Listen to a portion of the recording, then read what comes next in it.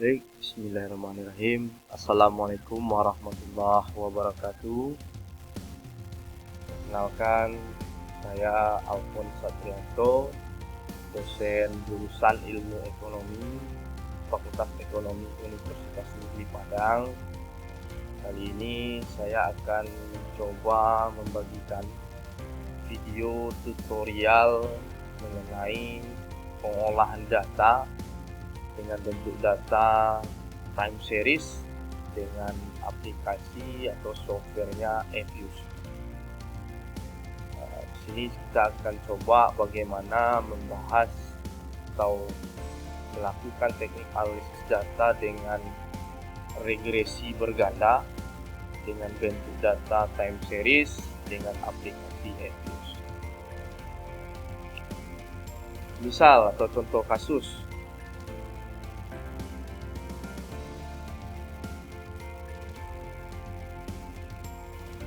misalnya seorang peneliti ingin menganalisis pengaruh harga saham dan nilai aktual kapital terhadap nilai investasi di Semen Padang. Ini hanya contoh saja, walaupun ini sebenarnya yang berupa contoh kasus yang direka-reka, tapi ini mencoba mengilustrasikan ya. Boleh Anda nanti menggunakan pengaruh variabel apa terhadap apa, dan ini hanya sebuah contoh saja. Nah, jadi di sini harga saham dan nilai aktual itu kita sebut dia sebagai variabel bebas atau independent variabel, sedangkan nilai investasi itu kita sebut dengan variabel tingkat atau dependent variabel, di mana penelitian ini dilaksanakan di Semen Padang. Jadi penelitian ini hanya meneliti di satu tempat. Itu ciri-ciri data penelitian dengan data time series. Kalau data time series itu adalah data itu berurut dari waktu ke waktu, di mana kita hanya melakukan pada suatu tempat saja, atau suatu perusahaan, suatu daerah, suatu negara. Nanti ada juga bentuk data panel. Kalau data panel itu merupakan gabungan data time series dengan data cross section, di mana ada series waktu dan cross sectionnya itu berupa beberapa perusahaan tempat. Nah, jadi di sini karena kita menggunakan regresi time series, kita hanya melihat satu tempat. Data ini ternyata kita mulai dari tahun 2000 sampai 2015. Nah, tentunya karena ini sebagai contoh pengaruh harga saham, nilai aktual kapital terhadap nilai investasi di Semen Padang, maka rumusan masalah dalam penelitian ini adalah, kalau di Universitas Negeri Padang sering menggunakan kata sejauh mana, di beberapa kampus ada juga menggunakan bagaimana atau apa, seberapa besar, itu terserah saja. Yang penting poinnya adalah kita ingin melihat bagaimana pengaruh variabel bebas terhadap variabel terikat. Oleh karena itu saya menggunakan kata sejauh mana. Jadi sejauh mana pengaruh harga saham terhadap nilai investasi di Semen Padang. Kalimat rumusan masalah itu merupakan kalimat tanya, maka diakhiri dengan tanda tanya. Kadang-kadang mahasiswa sering juga lupaan ini. Kalau kalimat tanya itu diakhiri dengan tanda tanya. Lalu yang kedua adalah sejauh mana pengaruh nilai aktual kapital terhadap nilai investasi di Semen Padang. Nah, nilai aktual kapital di sini adalah variabel X2 atau variabel bebas X2. Lalu yang ketiga adalah kita melihat pengaruh bersama-sama. Sehingga kalimat rumusan masalahnya adalah sejauh mana pengaruh harga saham dan nilai aktual kapital secara bersama-sama terhadap nilai investasi di Semen Padang. Nah, karena rumusan masalah ini 3, maka tujuan penelitiannya pun nanti 3. Hipotesisnya pun nanti juga 3, pembahasan penelitian juga 3, bahkan sampai kesimpulan juga 3.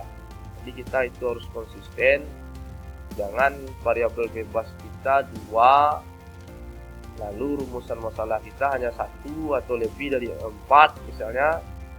Tolong itu diperhatikan, nah itu harus ada kekonsistenan. Kemudian kita masuk ke hipotesis. Nah, hipotesis pertama, Kadang banyak penelitian orang hanya menampilkan HA saja. Ini sebagai contohnya, kalau H0 itu kalimatnya tidak terdapat pengaruh yang signifikan antara harga saham terhadap nilai investasi di sementara. Sedangkan HA-nya, hipotesis alternatifnya adalah terdapat pengaruh yang signifikan antara harga saham terhadap nilai investasi. Jadi kalau dia nanti berpengaruh signifikan, maka kita akan menerima HA dan berarti kita menolak. Begitu juga dengan hipotesis yang kedua. Nah, ini kalau H0-nya tidak terdapat pengaruh yang signifikan antara nilai aktual kapital terhadap nilai investasi di sementara. Sedangkan HA-nya terdapat pengaruh yang signifikan antara nilai aktual kapital terhadap nilai investasi di sementara. Hipotesis yang ketiga tentunya secara bersama-sama, H0-nya tidak terdapat pengaruh yang signifikan antara harga saham dan nilai aktual kapital secara bersama-sama terhadap nilai investasi di sementara. Sedangkan HA-nya terdapat pengaruh yang signifikan antara harga saham dan nilai aktual kapital secara bersama-sama terhadap nilai investasi di sementara. Nah, perlu diketahui kriteria pengujiannya, kapan dia dikatakan signifikan. Kalau H0 tadi tidak terdapat signifikan, sedangkan HA signifikan, maka H0 akan diterima jika nilai T hitung kecil dari T tabel atau min T hitung besar dari min T tabel. Pada saat T hitung kecil dari T tabel atau min T hitung besar dari T tabel ini, maka nanti dari hasil pengolahan datanya probabilitasnya pasti besar dari 0,05. Sedangkan HA diterima jika T hitung besar dari T tabel atau min T hitung kecil dari min T tabel. Pada saat itu nilai probabilitasnya akan kecil dari 0,05. Maka kalau hipotesis 1 dan 2 dia melihat pengaruh secara parsial sendiri-sendiri, maka kita menggunakan uji T. Sedangkan untuk uji bersama-sama di hipotesis ketiga kita menggunakan uji F. Maka H0-nya diterima jika F hitung kecil dari F tabel atau min F hitung besar dari F tabel. Pada saat itu, maka nilai probabilitasnya terlihat akan besar dari 0,05. Dan HA diterima jika F hitung besar dari F tabel atau min F hitung kecil dari min F tabel. Pada saat itu nilai probabilitasnya akan kecil dari 0,05. Nah, jadi sebaiknya bagaimana? Apakah kita lihat keduanya atau salah satu? Sebaiknya kita lihat salah satu. Mungkin untuk lebih mudahnya kita akan melihat signifikan atau tidaknya pengaruh antara variabel itu dengan baik secara parsial maupun secara bersama-sama. Mungkin sebaiknya lebih simpelnya kita lihat dari nilai probabilitas saja. Baik, untuk itu mari kita coba bagaimana langkah pengolahan data penelitian ini dengan Fuse. Tentunya kita mencoba mengklik ya software Fuse-nya. Kebetulan contoh di sini saya menggunakan Fuse 8, tapi di sini kita akan coba menggunakan Fuse 9. Tentunya Fuse 9 ini lebih lengkap fiturnya dibandingkan dengan Fuse 8. Maka di sini lebih baik kita coba dengan Fuse 9 saja. Nah, pertama kita klik aplikasi Fuse 9, kita close saja.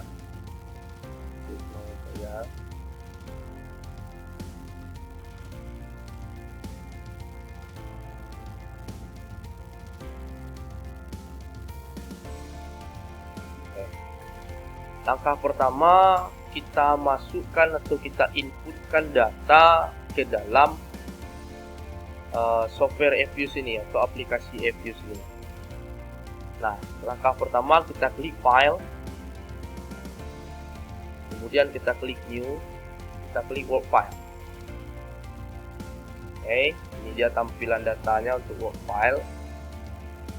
seperti yang saya sudah bilang tadi, maka data ini kan ada beberapa bentuk. Data itu ada berbentuk time series, ada berbentuk cross section, ada berbentuk panel. Kalau dia time series, maka kita klik posisinya sudah dari awal dated.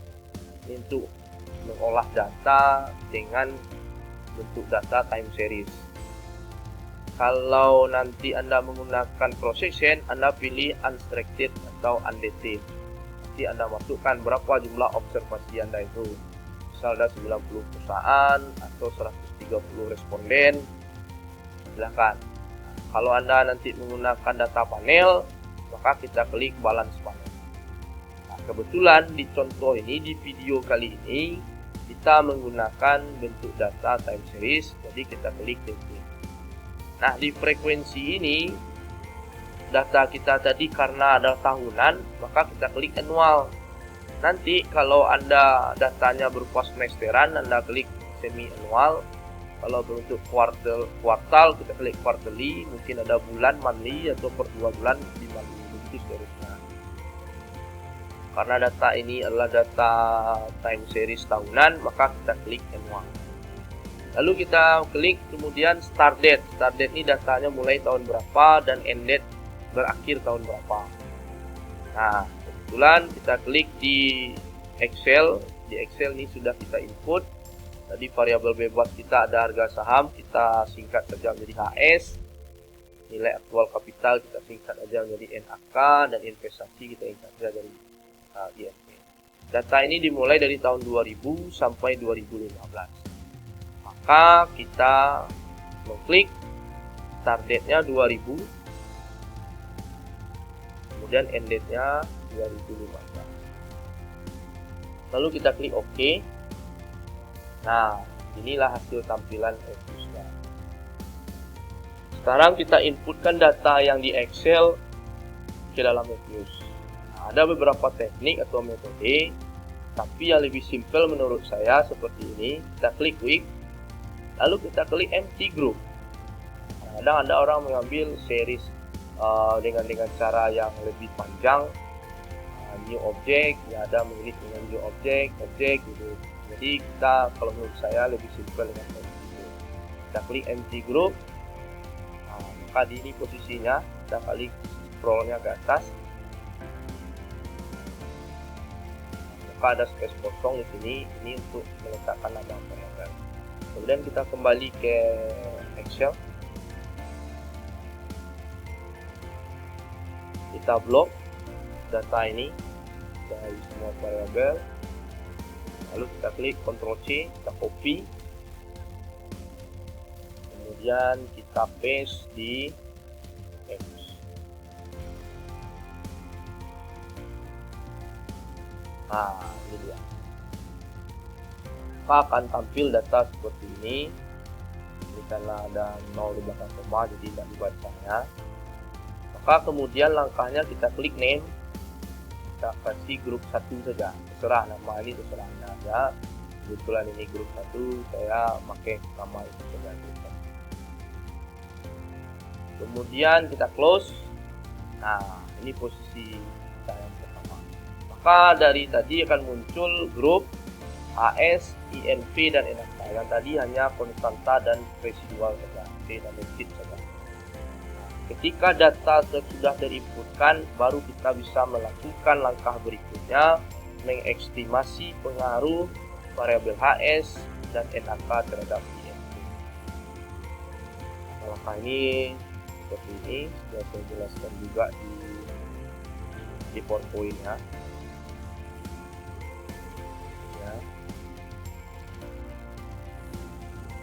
Maka ini posisi kita sekarang sampai di sini. Nah, kemudian baru kita melakukan estimasi regresi. Caranya klik week, estimate equation, dan masukkan persamaan. Kita kembali ke Fuse, kita klik week, klik estimate equation, dan masukkan terlebih dahulu adalah variabel terikatnya atau dependent variable.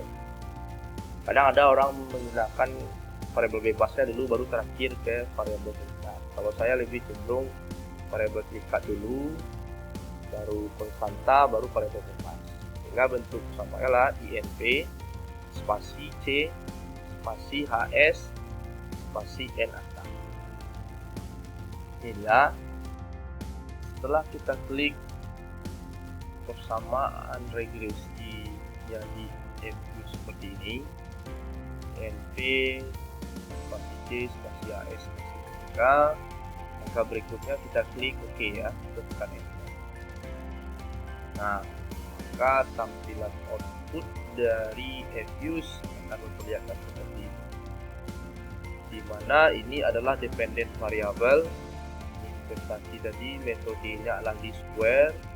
Ini data, kita mengolah data pada tanggal 24 bulan 3 2019 jam 17.1.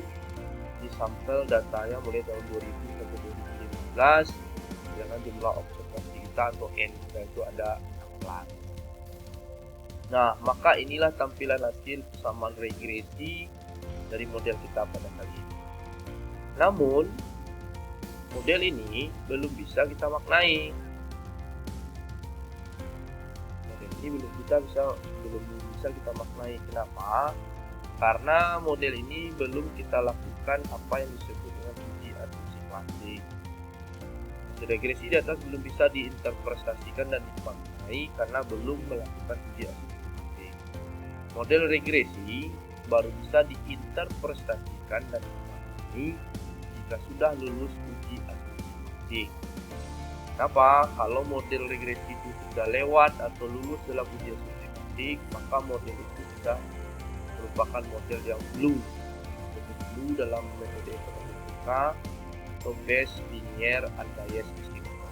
Model itu sederhananya seperti itu. Maka untuk itu kita lakukan uji asumsi klasik. Model atau estimasi uji asumsi klasik pertama ada kita sebut dengan uji normalitas.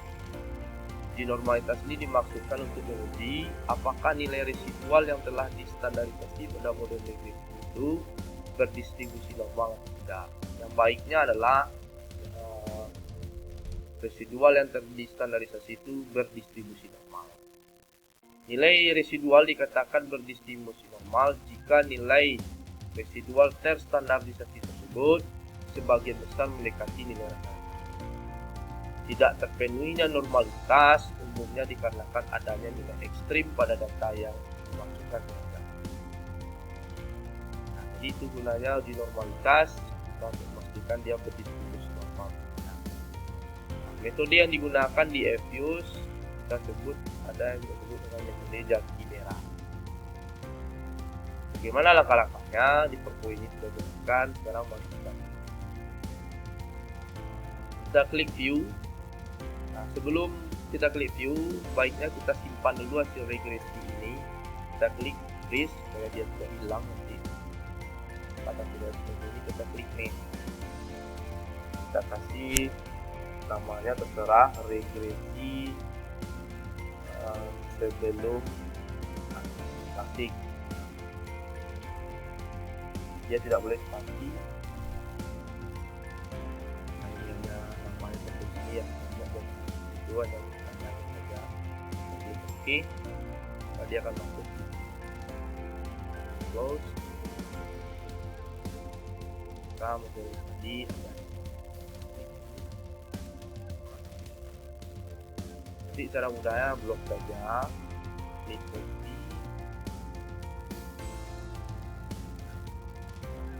Nanti pindahkan ke blok.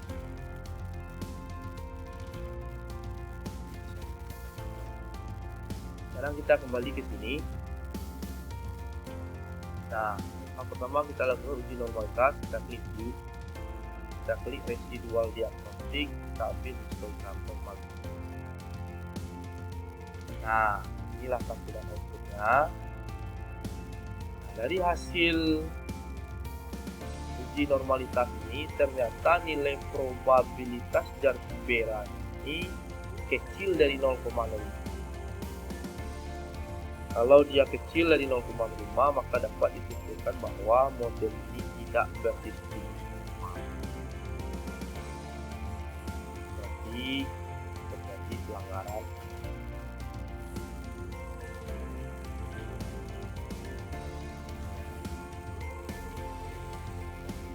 karena model ini tidak artinya ketika melengkap. Lalu bagaimana cara mengatasinya? Cara mengatasinya bisa pertama kita tambah jumlah data. Data kita ini masih sedikit, yang 16 sebenarnya sangat besar kemungkinan terjadi pelanggaran statistik, jadi kita tambah. Atau kita lakukan transformasi data menjadi log misalnya, atau kita hilangkan data-data ekstrim atau data outlier, atau mungkin kita bisa melakukan alat lain. Nah, jadi hasilnya. Kemudian uji asumsi klasik yang kedua kita sebut dengan uji multikolektivitas. Uji ini digunakan untuk melihat ada atau tidak hubungan ya, atau korelasi antara sesama variabel. Sebaiknya tidak ada. Ya, sebaiknya tidak. Jika terdapat hubungan antara sesama variabel bebas, maka koefisien regresi cenderung tidak signifikan, walaupun R-square-nya tinggi. Bahkan tandanya pun ya. Jadi ciri-ciri kita tahu dia menjadi multikolektivitas adalah variabel itu tidak signifikan walaupun uji ini hanya dilakukan jika variabel bebas dalam satu kemungkinan lebih dari kalau yang itu tidak perlu. Bagaimana langkahnya? Metode yang kita gunakan di sini ada yang kita sebut dengan VIF ya, varian inflation factor. Bagaimana metodenya atau langkah-langkah yang kita lakukan di Excuse? Ini hasil uji kembalikan tadi. Silakan lakukan cara yang sama seperti detik atau list.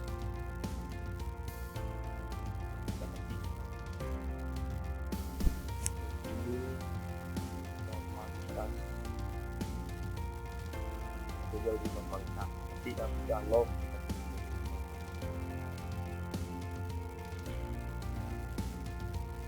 Kita klik view saja langsung. Kita klik visual kita klik koefisien diagnostik, kita ambil varian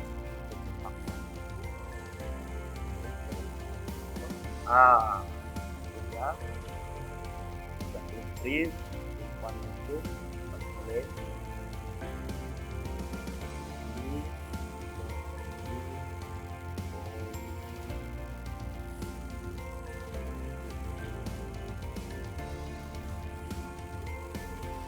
Gimana cara memaknainya? Karena nilai center VIF ini kecil daripada 5, maka dapat disimpulkan bahwa model ini tidak mengalami masalah multikolektivitas atau hubungan antara sesama variabel bebas atau korelasi antara sesama variabel bebas itu rendah, tidak kuat, sehingga buat dikatakan tidak ada hubungan korelasi antara sesama variabel.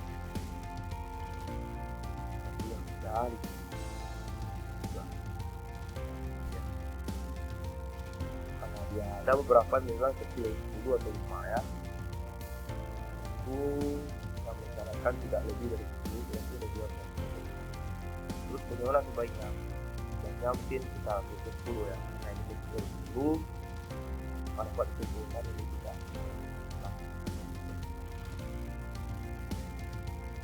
Oke. Jika terdapat multikolektivitas, apa solusinya? Misal pertama kita bisa melakukan uji sampel tanpa data.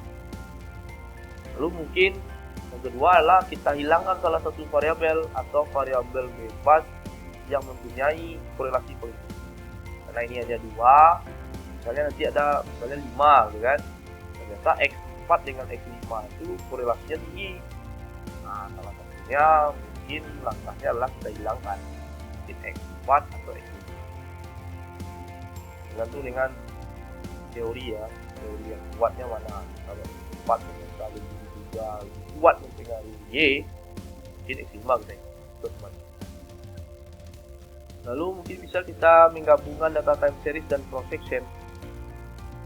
Nama data tadi kita melakukan data atau kita melakukan langkah berikutnya transformasi data ya. Misalnya kita masukkan dia dalam logaritma. Itu dia langkah kedua untuk multikolektivitas. Kita dari tadi kita tidak dapat masalah. Sekarang kita lanjut ke uji asumsi klasik ketiga adalah heteroskedastika. Heteroskedastika terjadi pada saat residual dan nilai prediksi memiliki korelasi atau pola hubungan. Pola hubungan ini tidak hanya terbatas, ya, hubungan yang linier, tetapi dalam pola yang berbeda juga digunakan. Nah, ada beberapa metode yang digunakan yang disediakan ini. Nah, kali ini kita coba salah satu metode yaitu Gaussian. Bagaimana langkahnya? Ini dia cara metode Gaussian. Hampir sama, kita klik view, residual diagnostik, nanti untuk tes, belum kita ambil tes. Kita coba. Dia sudah disimpan, jadi kita review dia residual diagnostik, hasil heteroskedastika. Ini kita klik enter. Nah, ini dia hasil tampilan outputnya. Nah, bagaimana cara membacanya? Nah, dari hasil output heteroskedastika tes dengan metode Gaussian ini ternyata terlihat probabilitas F itu besar dari 0,05. Kalau dia besar dari 0,05, maka dapat dikatakan bahwa model ini tidak mengalami masalah heteroskedastika.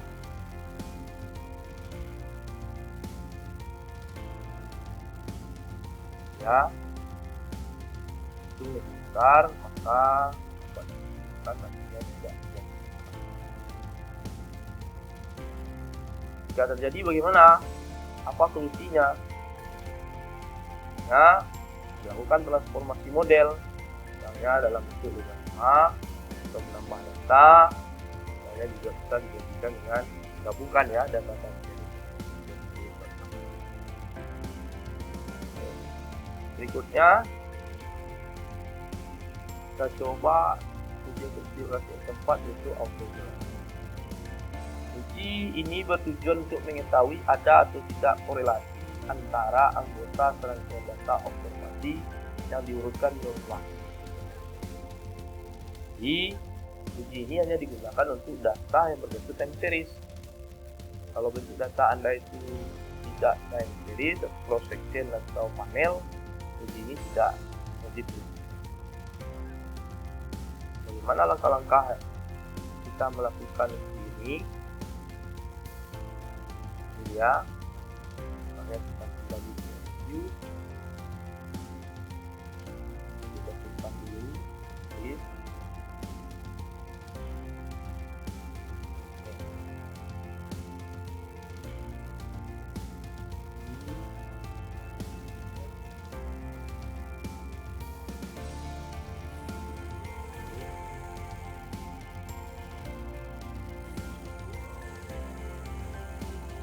Lalu kita lakukan uji observasi dan uji visual diagnostik menggunakan model Gaussian. Di antara dua ini kita klik. Nah, inilah tampilan hasil.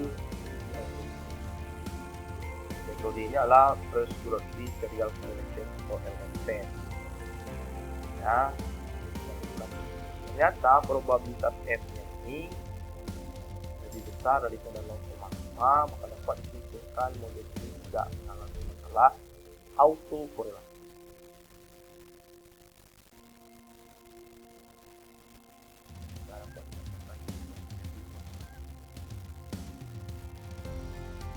Kalau terjadi, bagaimana cara mengatasinya? Lakukan transformasi model, tambah data, atau beberapa metode lain ya. Misalnya metode AR gitu. Nah, mungkin ini 2-3 dulu. Nah, dari keempat uji asumsi klasik tadi, ternyata model yang tidak memenuhi persyaratan terbebas dari kebaikan. Oleh karena itu diperlukan penyembuhan terhadap model menjadi linear yang sempurna. Ya, ada asumsi yang tidak memenuhi, maka kita lakukan penyembuhan. Guna memilih asumsi adanya anomalitas, salah satu cara yang dapat digunakan adalah melakukan transformasi model dari model linear menjadi log. Hal ini mencoba melakukan transform model menjadi model.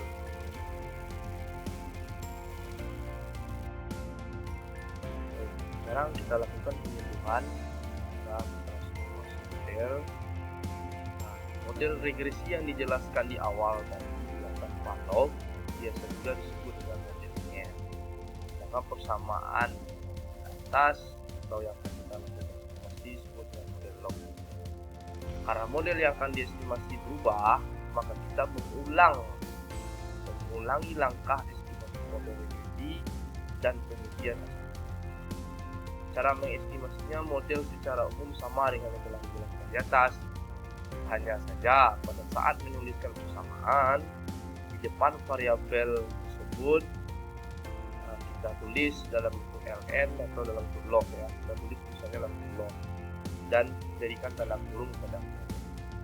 Bagaimana caranya?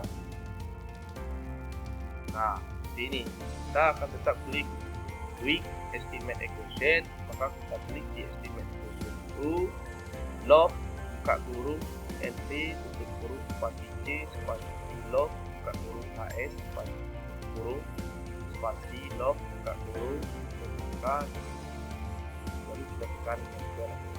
Sekarang coba ini tadi hasil autokorelasi ya.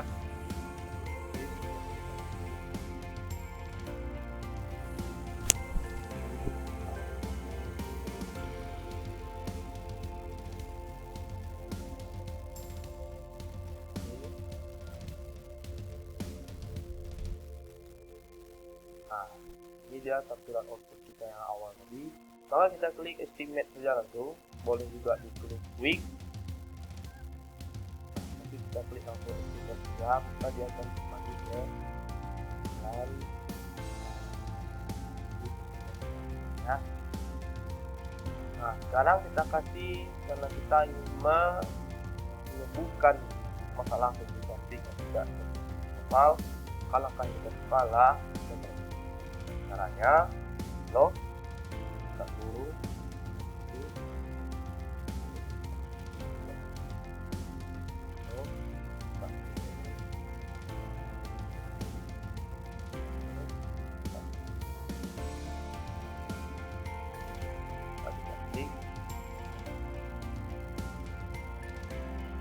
nah, ini hasilnya.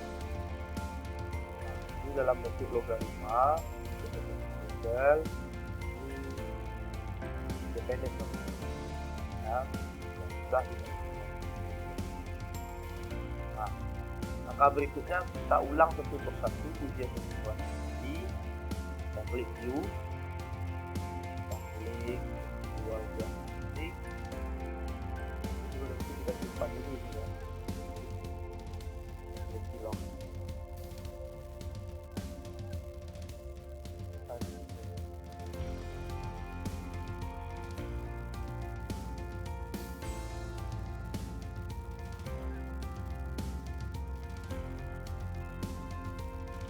Sudah klik view pada sama kita klik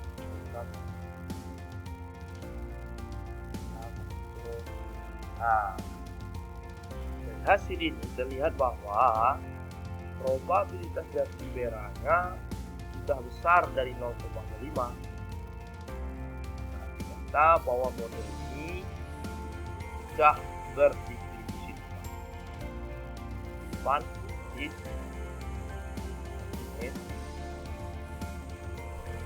kira-kira normalitas log ya.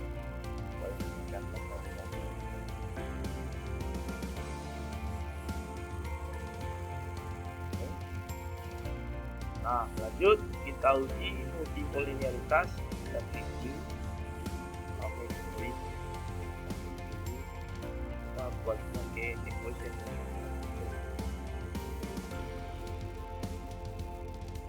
Nah, kita klik view. Oke, kita klik koefisien diagnostik. Kita ambil teknik varian. Nah, ternyata nilai center fit-nya ke kedua variabel berubah ini ternyata masih kecil dari 10 ya. Oleh karena itu dapat kita simpulkan bahwa model ini tidak mengalami masalah kompleksitas atau hubungan antara sama variabel tidak. Kita dapat katakan tidak. Kita klik list, kita kasih name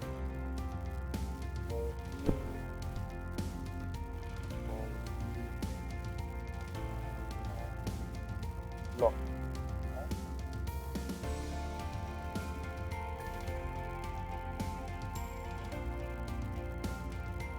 Kita lanjut, kita lakukan ujian kelas yang ketiga, heterogeneous kita sama, kita pilih individual diagnostik, kita ambil finish dan test,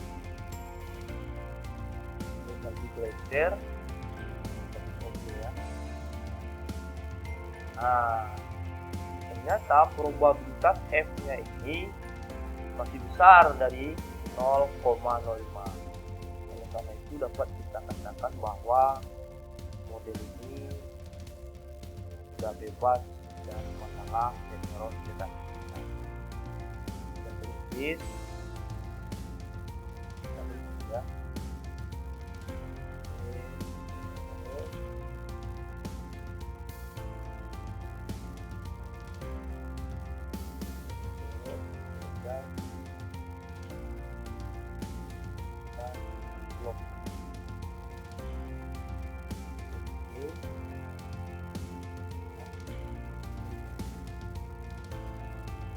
Nah, kembali equation ini, kemudian langkah yang keempat adalah autokorelasi sama.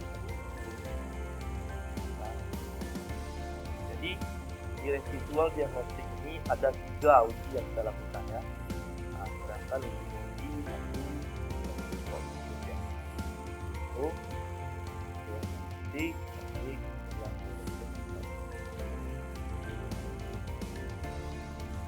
Nah, ternyata probabilitasnya masih juga besar dari 0,5.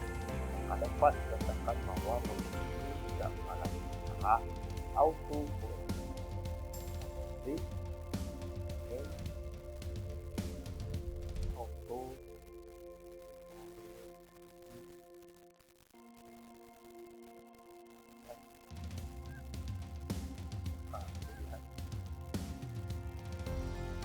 Nah, setelah kita amati, maka model yang terbaik itu adalah model yang dalam bentuk log. Kenapa? Karena model tadi sudah terbebas dari masalah klasik, di mana data sudah terjadi normal, tidak terdapat kompleksitas, tidak terjadi heterogeneous, dan tidak terjadi masalah. Maka model yang akan kita maknai itu adalah model yang dalam bentuk dia hasil penelitian dasar itu yang kita bahas adalah model dalam bentuk.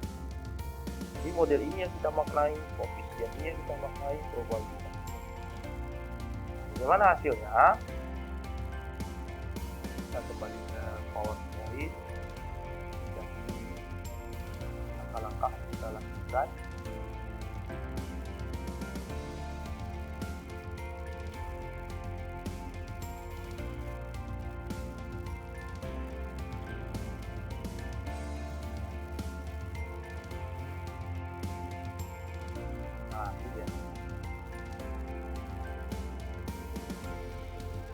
Jadi model yang akan dimaknai adalah model yang sudah terbebas dari masalah klasik.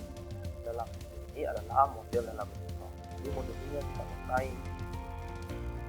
Nah, gimana cara memaknainya? Ini dia ya.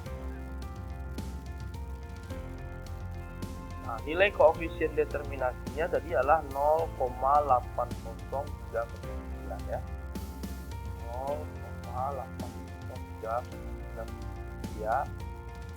Maka di sini mengartikan bahwa sumbangan variabel HS dan NAK terhadap variabel terikat sebesar 80,39%, sedangkan sisanya sebesar 19,41%. Itu disumbangkan oleh variabel lain yang dimasukkan dalam set. Kita maknai poin-poin yang kita maknai dari sini kan.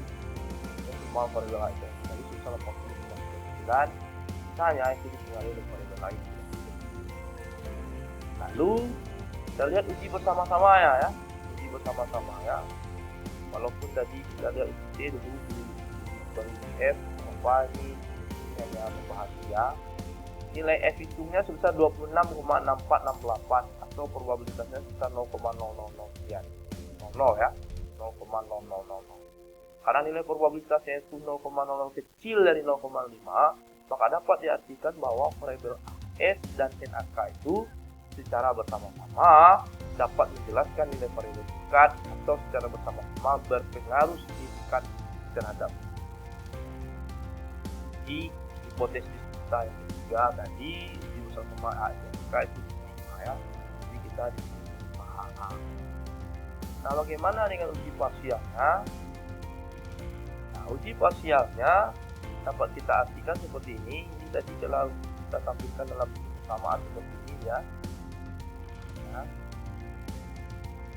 Minus ya 3,38 0,9 min 0,07 ya log NAK ya. Nah, persamaan ini sekarang kita maknai mesin-mesin koefisien ini. Nah, ini 3,38054 ini artikan bahwa apabila nilai HF dan NAK 0 atau tidak ada, maka nilai Y ini besar min 3,38046 ya. Lalu koefisien estimasi HF terhadap INP ini 0,6998 artinya apa? Apabila HF itu naik sebesar 1%, maka nilai INP akan meningkat sebesar 0,690624. Variabel HS berpengaruh signifikan terhadap variabel INP. Hal ini terlihat dari probabilitasnya 0,08 kecil dari 0,5. Artinya hipotesis kita yang pertama itu bagaimana dengan hipotesis kita yang kedua? Nah, koefisien estimasi NAK adalah INP ada di ini minus ya, minus 0,073984. Artinya apabila nilai NAK naik sebesar satuan, maka nilai INP ya akan turun sebesar 0,073942. Nah, apakah hipotesis yang kedua terima? Dan kita terima. Kenapa? Karena variabel NAK berpengaruh signifikan dalam variabel INP. Hal ini terlihat dari nilai probabilitasnya.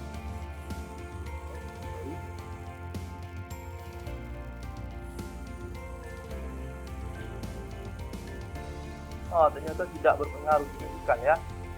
Ya, karena nilai INP-nya ya, jadi variabel NAK tidak berpengaruh signifikan. Tidak berpengaruh signifikan dalam variabel INP. Hal ini terlihat dari nilai probabilitasnya 0,675 yang besar. Artinya adalah secara parsial hipotesis pertama kita diterima, sedangkan hipotesis kedua kita itu HA kita itu tolak ya, jadi kita menerima H0 gitu. Pada yang pertama kita menerima HA, yang kedua kita menerima H0. Namun diuji bersama-sama tadi kita melihat bahwasanya nilai bersama. Mungkin demikian dulu tutorial saya ini, dan bermanfaat buat semua dan aktifnya dalam kegiatan. Mohon maaf atas segala kekurangan. Ada yang tidak dulu dan tidak apa-apa.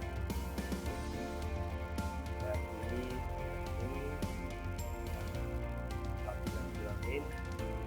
jangan lupa di video berikutnya. Assalamualaikum warahmatullahi wabarakatuh.